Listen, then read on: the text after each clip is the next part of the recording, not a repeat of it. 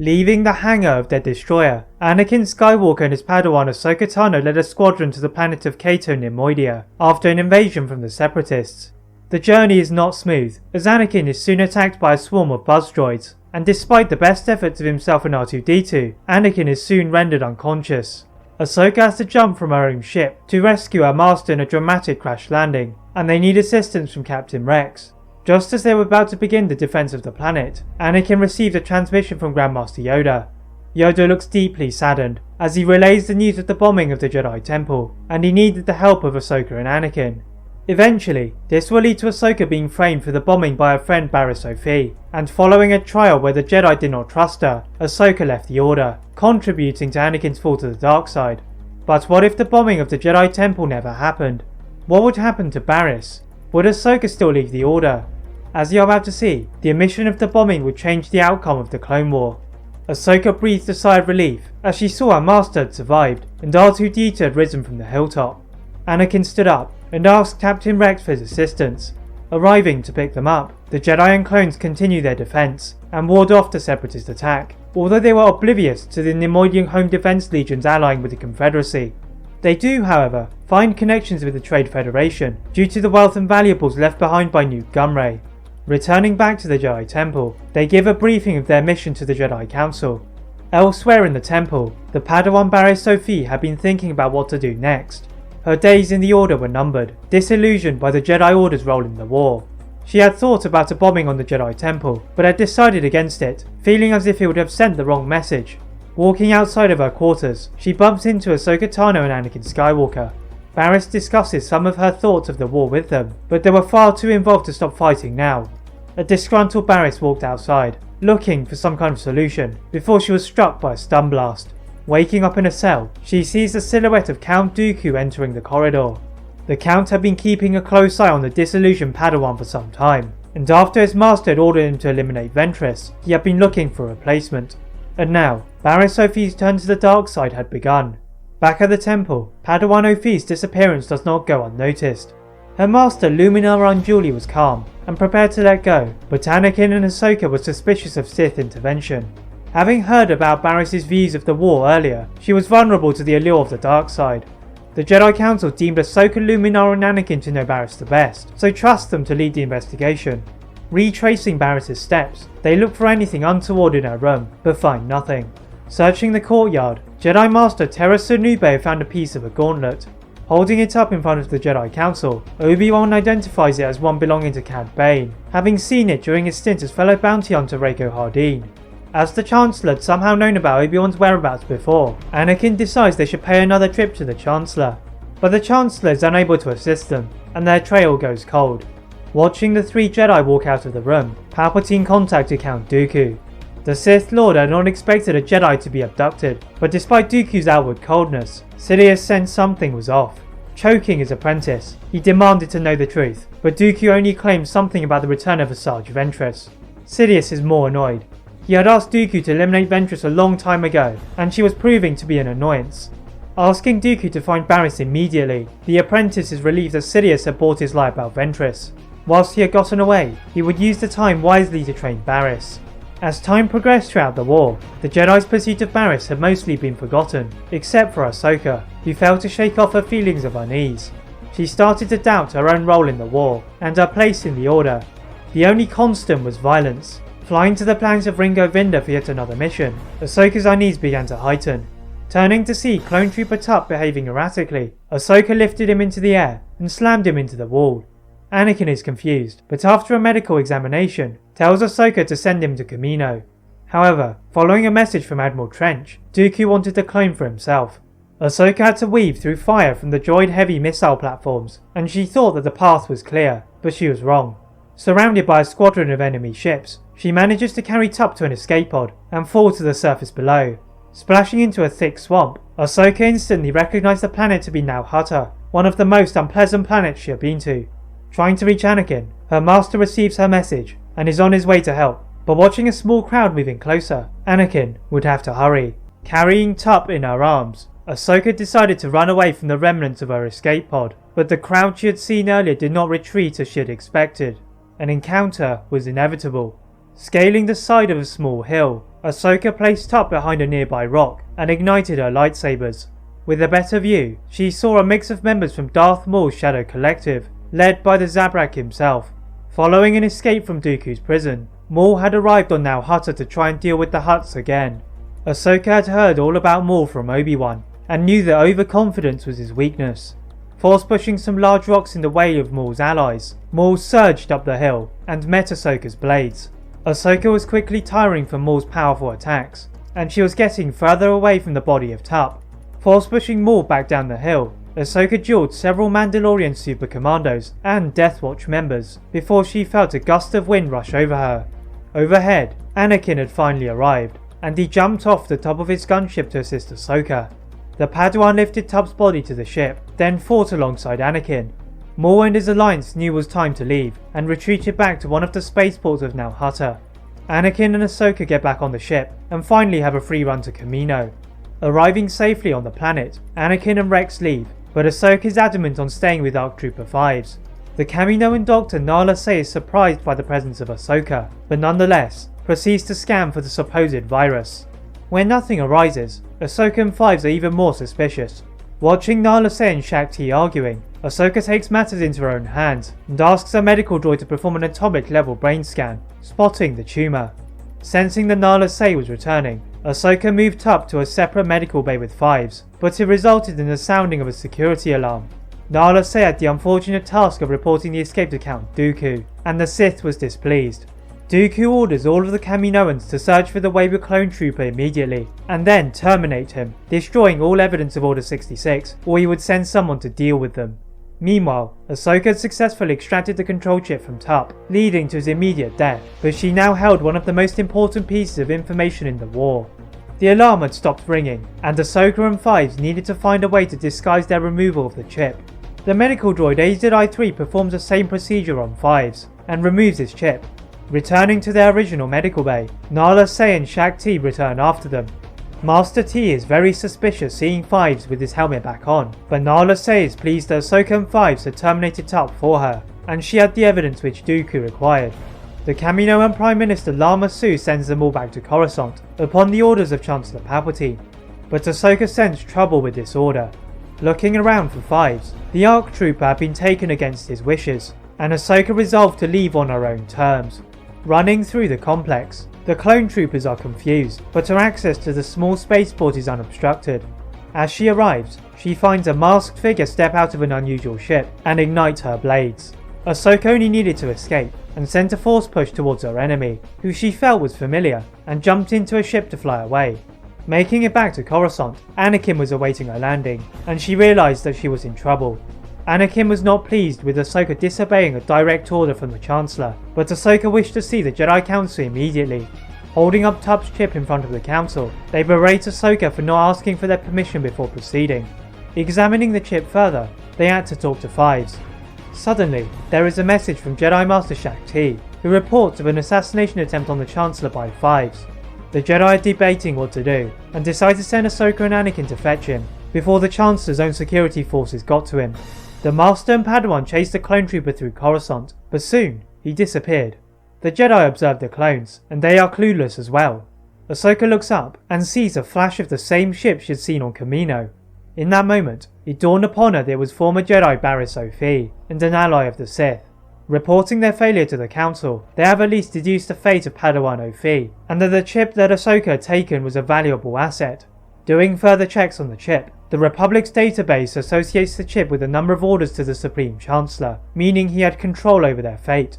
The Jedi are concerned, and as it was very unlikely the Palpatine would be removed, the Jedi would have to secretly remove the chips one by one. As they were about to finalise their plan, there is a transmission from Chancellor Palpatine. Palpatine relayed that Padawan Offee had been the one to take 5s, and that she could be allying with Count Dooku. With the information about the chips, it is not a surprise to the Jedi that Palpatine knew this, but the Jedi would have to be careful, as Palpatine was following their every move. And now Dooku was in danger from his master for breaking the rule of 2. In his office, the Dark Lord of the Sith Darth Sidious was in his chair, wondering what to do with his apprentice. There was no doubt that Dooku had betrayed him by taking Offee as his new apprentice, but Sidious still had uses for him. Getting out of his seat, Sidious commands one of his shock troopers to prepare his ship. Setting course for the planet of Sereno, it was time to teach his apprentice a lesson. Arriving on Dooku's home planet, the Count was waiting for Sidious and bowed in reverence. Sidious was in no mood for pleasantries and lifted Dooku up into the air, then pushed him into one of the pillars which lined his castle. Dooku clutched his throat in pain and saw Sidious with his blades ignited. Dooku is forced to ignite his own in defense, and the two duel through the area. Dooku was surprised that he was holding his own, but he quickly realised that his master was toying with him. Summoning several Magna Guards, they jumped down from the rooftop and proved to be a slight distraction for Sidious, and allowed Dooku to slip away into his ship. Sidious did not mind, however, as Dooku had got the message that he could not deceive Sidious. This would not stop Dooku from trying, as he dragged his exhausted self to a secret location where Barriss had detained Fives. Dooku interrogates Fives on what he had discovered on Kamino, but he does not know what happened to Tup's chip, the only clue being that Barriss had fought Ahsoka on her way out of Kamino. The goal was now clear for Dooku: get the chip from Padawan Tano. Dooku had considered eliminating the Togruta, but he knew that Sidious had been observing young Skywalker, and it would not serve Dooku well if Skywalker became Sidious's apprentice. Back in the Jedi Temple, the Council were busy organising a systematic method to get rid of the chips from the clones. After Ahsoka reported the presence of Barriss, taking them back to Kamino was a risk, so they would have to bring the clone troopers in one at a time to the Jedi Temple. With most of the clone troopers on the other worlds, only a small quantity of clones can have their chips removed. Unlike what Nala Se had told Master T, the removal of the chips does not make the clones more aggressive, but they became wayward and not in prime condition for battle. This is soon noticed by Admiral Trench, who reported this to Count Dooku. Dooku tells the Admiral to not be concerned about the erratic behaviour, and to take advantage of their new weaknesses. The Jedi struggled to win any further battles, and the Separatists were gaining traction. Before the Jedi could regroup, Dooku and Grievous made a move for Coruscant, without the approval of Sidious. This was the last straw for the Sith Lord, and he set about eliminating the Separatist Alliance and the Jedi Order in one move. As Grievous enters the airspace of Coruscant with the Invisible Hand, Obi-Wan, Anakin and Ahsoka take a squadron of the most disciplined clone troopers to assist them. Entering Grievous's ship, the cyborg stood in the middle of a whole battalion of droids. Taunting General Kenobi and Anakin Skywalker, Grievous ordered the Magna Guards towards Ahsoka. The Magna Guards can only slow her path, as she dismisses them without their electro staffs leaving a single scratch.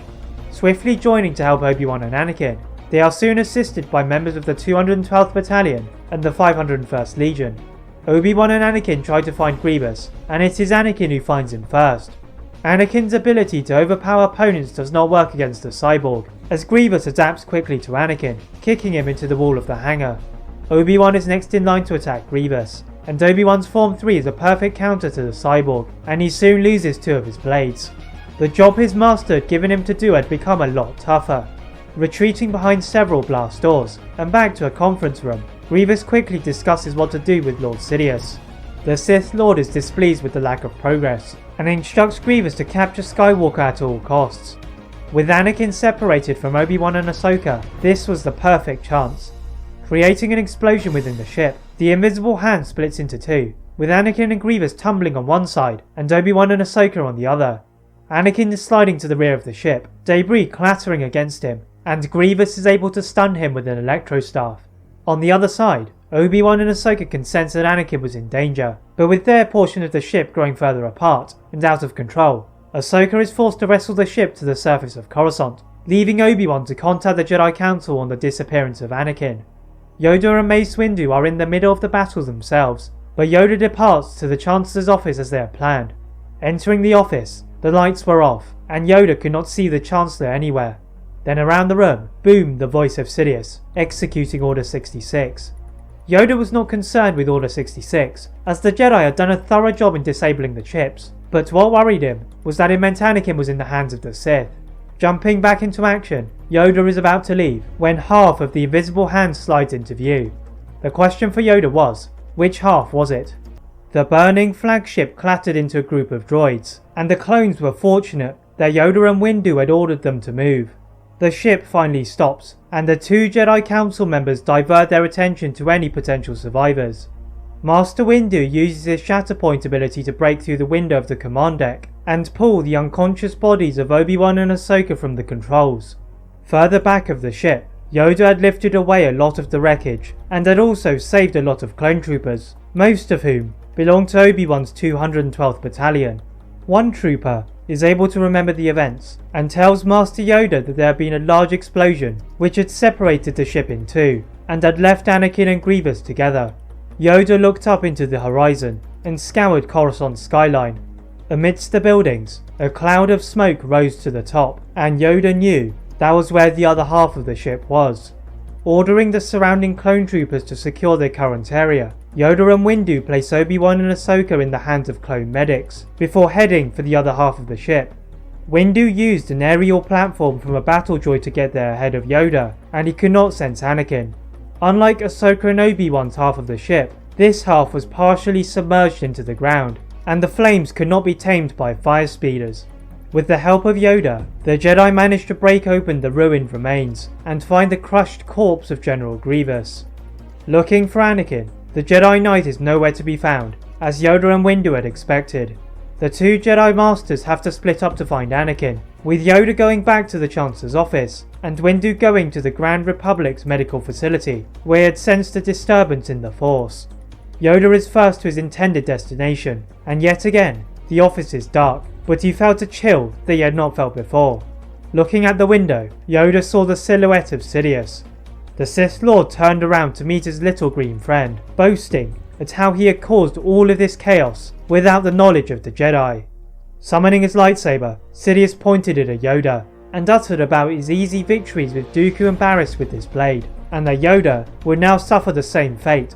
Two of the most powerful Force users in the galaxy interlocked their blades, the energy being emitted causing the air around them to quake and shimmer.